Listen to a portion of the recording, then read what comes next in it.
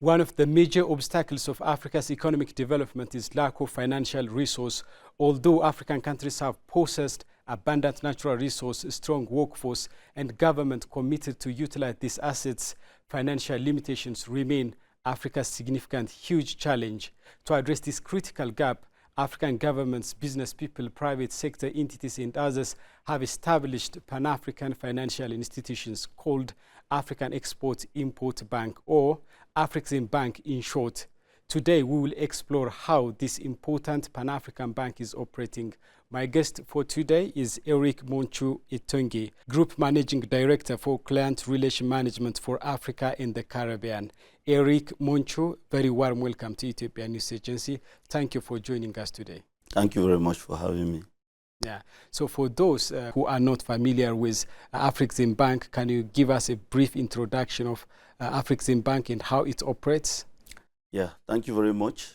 Afreximbank is a multilateral development financial institution that was set up in 1993, more precisely on the 8th of May 1993 by African states. Afreximbank was set up as a child of necessity because its creation was orchestrated by the debt crisis that started from Latin America in the 80s.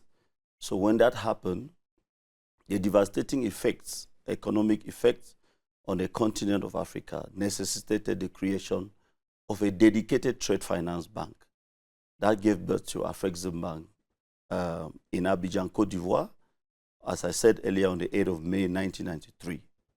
And the ownership of Afreximbank is, again, an epitome of a PPP, where Class A shareholders are African states. And today we have 53 member countries, African countries who are member states of Afreximbank.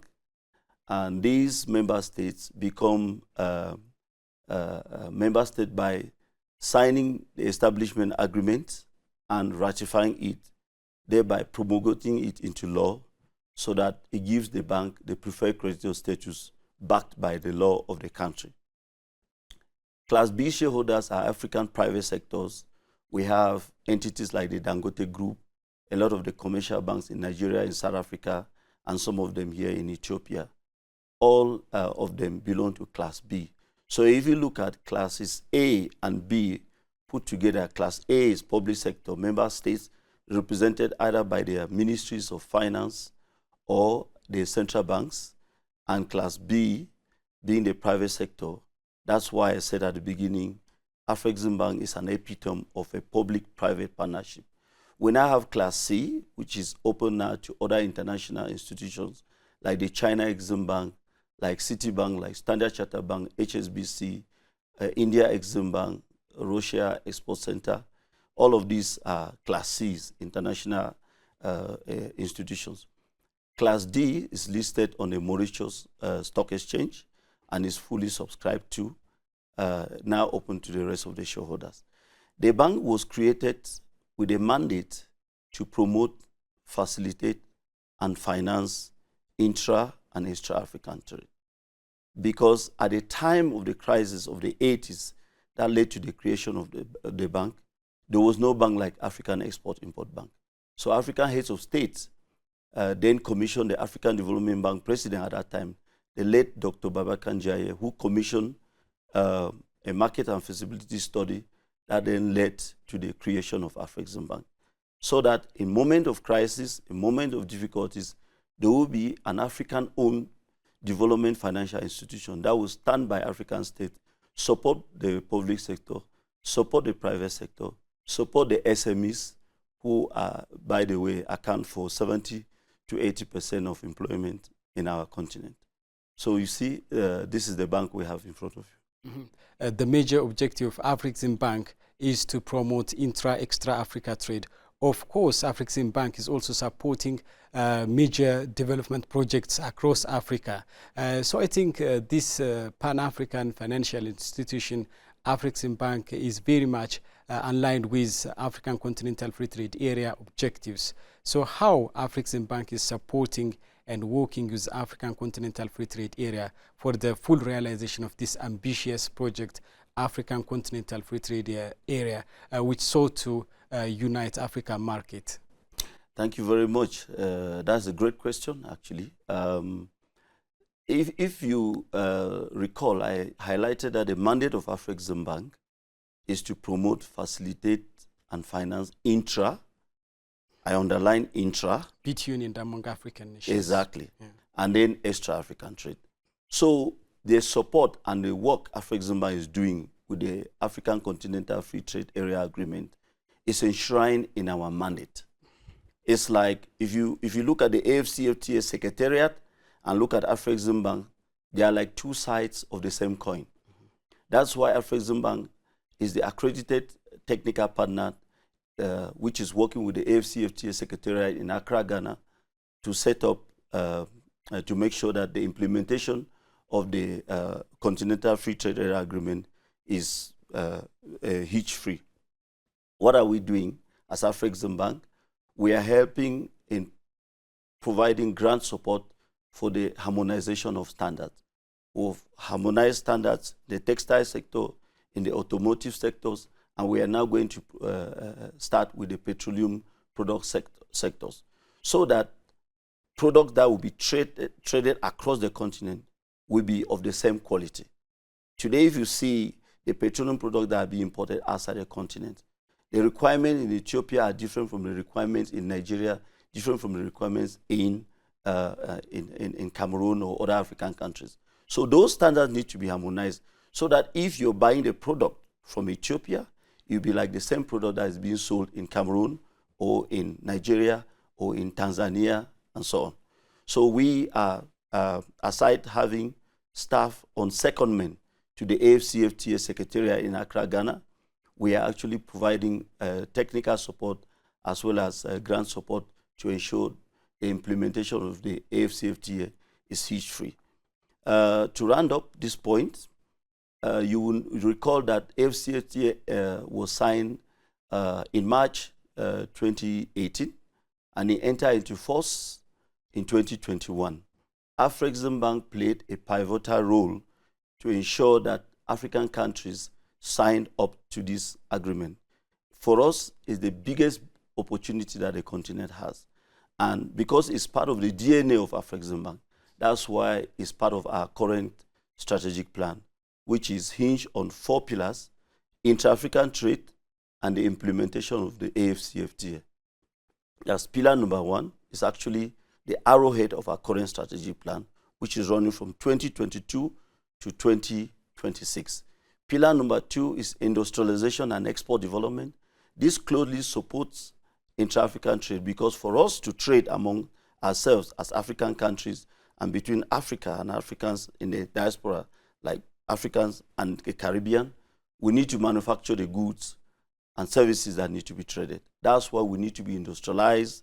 We need to produce things locally, add value, and export to other African countries.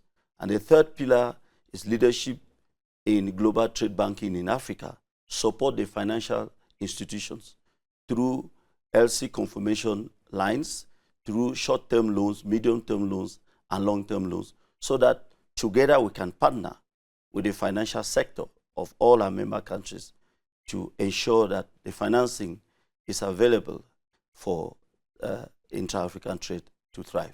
Mm-hmm. Recently, African governments are advocating for major reforms in international financial institutions, such as in World Bank and IMF, International Monetary Fund.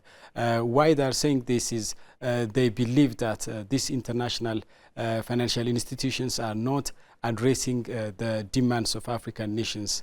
What's your view on this, and do you think this is essential? I think, again, another good question. I think it's a good point to relook at the way we partner with the Bretton Woods institutions, the World Bank, the IMF, and the African multilaterals. Over the years, like I said, Afreximbank creation 32 years ago has also led to the creation of other African development multilateral financial institutions like AFC, like Africa Ray, RTD. We have quite a number of them. Sheta Afrique Development Bank, and so on. All of them having specific but complementary mandates. What does that mean? The African states create these DFIs, African Development Financial Institution, and gives them preferred creditor status through ratification of their treaty that creates them and promulgation of those treaties into law. So that means that preferred creditor status allows those DFIs, African DFIs, to take more risk, because in an event of a wind-up, a preferred creditor will be repaid first. In our mandate, if I take the case of Africa, for example, in our mandate, our loans are not subject to restructuring. Our loans are not subject to haircuts. Our loans are supposed to be structured in line with the business case, because we're set up to operate as a commercially viable development financial institution. What we see today is the definition where some institutions are saying, because African multilaterals sometimes don't provide concessionary financing, that means that they do not qualify as those entities that have preferred creditor status, which is not correct. Because if my treaty, as Afreximbank Treaty, has been signed by Ethiopia, ratified, gazetted, and promulgated into law, if you now subject us to go against that law, it means that you're pushing us to break the law. Neither the Ethiopians nor Afreximbank cannot willingly break the law. That is why they call for a relook at the global financial architecture is a timely call, so that we can find complementary ways of partnering with the likes of the Paris Club and China in a way that recognizes the preferred creditor status granted by African states to African multilateral financial institutions. Let's talk about global credit rating agencies. Recently African governments are facing a huge challenge, significant challenge in securing loans, and that's largely due to the low credit rates assigned by global credit rating agencies. And these agencies are criticized for their biased view on the investment potentials of the continent, and they rely heavily, on the perceptions rather than the actual investment potential of Africa. So what's your view on this? Do you think Africa needs to have its own credit rating agencies? Yeah, I think from the perspective of Afreximbank, we are rated, by the way, by the international credit rating agencies, Moody's, Fitch, JCR, and the Chinese rating agency. We have a very fantastic relationship with the international credit ratings. But the reason why Afreximbank started using GCR is a South African-based rating agency. Before we started using it, we recognized the fact that Africans need to have their own rating agency. And if you look at the case of Afreximbank, GCR rates Afreximbank A with a stable outlook. Moody's rates Afreximbank Baa1 with a stable outlook. Fitch rates Afreximbank BBB, and JCR, which is the Japanese rating agency, rates Afreximbank an A-, and the Chinese rating agency rates Afreximbank with a AAA. And for us to raise money in each of these markets, if we are, for instance, issuing a Eurobond, we'll use our Moody's rating or our Fitch rating. If we are going to raise money in Africa, we use GCR, though we note that GCR has now been bought over by Moody's. If we want to raise money in Japan, we have to be rated by the Japanese rating agency, JCR. And recently, we raised money as well, not only Japan, where we issued a samurai bond, we also raised money in China, where we issued a panda bond, and we're rated by the Chinese rating agency. So you are right to say, if someone wants to raise money, and investors are African investors, We need a credible rating agency, African rating agency, that can give the rating that will instill confidence for investors to be able to invest in the instrument or the debt raising of that entity.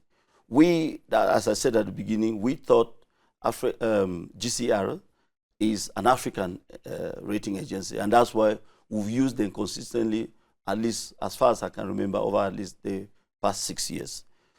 Today, the African Union is pushing for African rating agency. We look at it as a welcome idea because we need to start giving confidence to African investors. It's just like when I go to the Eurobond market to issue a bond, they'll look at my Fitch rating, and then investors will be able to price my risk appropriately, commensurate to the rating that we have. So it's a good idea for each continent. You see, you can't raise money in Japan if the Japanese rating agency doesn't rate you. So it should be the case with Africa. I think so. Several African countries are undergoing a series of macroeconomic reforms. How Afreximbank is supporting such reforms in the continent? This is another great question. And by the way, we are at home here where we've seen tremendous and fantastic reforms that the leadership under His Excellency Prime Minister Abiy Ahmed has demonstrated. In fact, when you land in Addis, you see the transformation is mind-blowing. Now, these reforms come to provide the enabling environment for a thriving private sector, which is the quintessential reason why we are having the roadshow in Addis Ababa today and tomorrow, to engage with the public sector players and stakeholders, to engage with the private sectors, commercial banks, managing directors of all the commercial banks, the president of CBE, the governor and deputy governors of National Bank of Ethiopia, small and medium-sized enterprises, to understand that now that the economy is strongly restructured and reformed, what are the pain points that we need to address collectively by crafting financing solutions that will be able to allow them to take advantage of the opportunity thrown up by these massive and successful reforms, and also those opportunities that are thrown up by the implementation of the African Continental Free Trade Area Agreement. So we've been going around, and Ethiopia, we are here to ensure that we understand the needs of the potential borrowers, potential partners, and provide financing solutions so that, like you said at the beginning, one of the biggest problems we have is lack of financing. We are coming to them, to the stakeholders, so that we can provide those solutions. And this is what we've been doing across the continent to support those macroeconomic reforms. You will note that Nigeria, at the beginning of the government, when he took over, His Excellency President Bola Ahmed Tinubu, also started with very drastic reforms. We are always there to work with them, work with the government, work with the private sector, and work with the agencies, state-owned enterprises, to see how we can support by finance. And we've been doing well. So far, so good. Even when it was difficult, we worked with the National Bank of Ethiopia and the Commercial Bank of Ethiopia, the various commercial banks, to provide trade confirmation financing solutions that allow for the importation of pharmaceutical products, allow for the importation of refined petroleum products, other strategic commodities. And this has been going on a revolving basis, not less than $2 billion. With this new reform, we think that a big economy like Ethiopia, we should be aiming to grow the support that Afreximbank brings to the economy between 2 to 4 to even 5 billion in the next 3 to 5 years. Of course, you have been touching upon the points, the positive outcomes of Ethiopia's macroeconomic reforms. Like many African countries, Ethiopia is also going through a series of macroeconomic reforms, and the major objective of which is to transform Ethiopia's economy to a private sector-led investment model. Yeah. How Afreximbank is supporting this? Exactly. So as I started on it earlier on, the roadshow is meant for us to relate with stakeholders. If you take the financial sector, Up to now, we'll be providing LC confirmation limits to facilitate importation of strategic products like petroleum products, fertilizers, and pharmaceutical products, and what have you. But in other markets across the continent, we provide pre-export financing, post-shipment financing, short-term loans, structured trade finance, medium-term loans, and long-term loans to financial institutions. We have not yet done that here because we're waiting for this moment. Now, we're engaging with banks. We'll not only be confirming their letter of credit, we can actually give them loans so that they can provide the liquidity that the SMEs they are supporting need so that they'll continue to grow their businesses. That's one. The corporate themselves can approach Afreximbank directly. We will work with them along with their financial institutions, noting that Afreximbank comes to complement what financial institutions are doing. We do not compete with financial institutions. That is why for us to lend to a government or to a corporate, we must have a financial institution or one or two financial institutions being involved so that we are not seen as displacing the financial institutions because we work with and through them. That's why we're also engaging with corporates. We had a very fantastic meeting with the chief executive officer of the Ethiopian Railway Corporation where we're discussing various transactions that we're going to consider to unlock the trade corridors, the 8 different trade corridors and dry port, which are trade-enabling infrastructure that will allow the movement of goods and expand trade.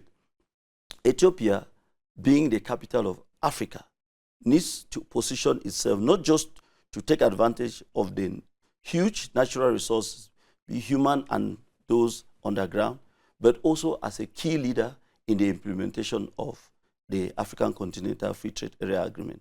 That's why the financing that needs to come now has to complement what we've done up to now.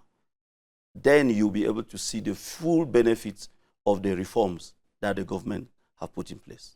Yeah. And the capacity, just to finish up, the capacity is expandable.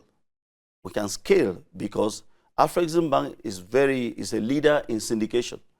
So if we have a huge chunk or a ticket size of a facility or transaction that we want to do and is huge, we'll bring in other lenders to join us. And we think that I'm very positive that we're going to be seeing massive support to the Ethiopian business community and the government and the public sector as well. Quite critical and insightful views of the development potential of Africa. Thank you very much. Eric Munchu, Group Managing Director for Client Relation Management for Africa and the Caribbean. Really thank you very much for sharing your thoughts and perspectives here in our show. Thank you very much.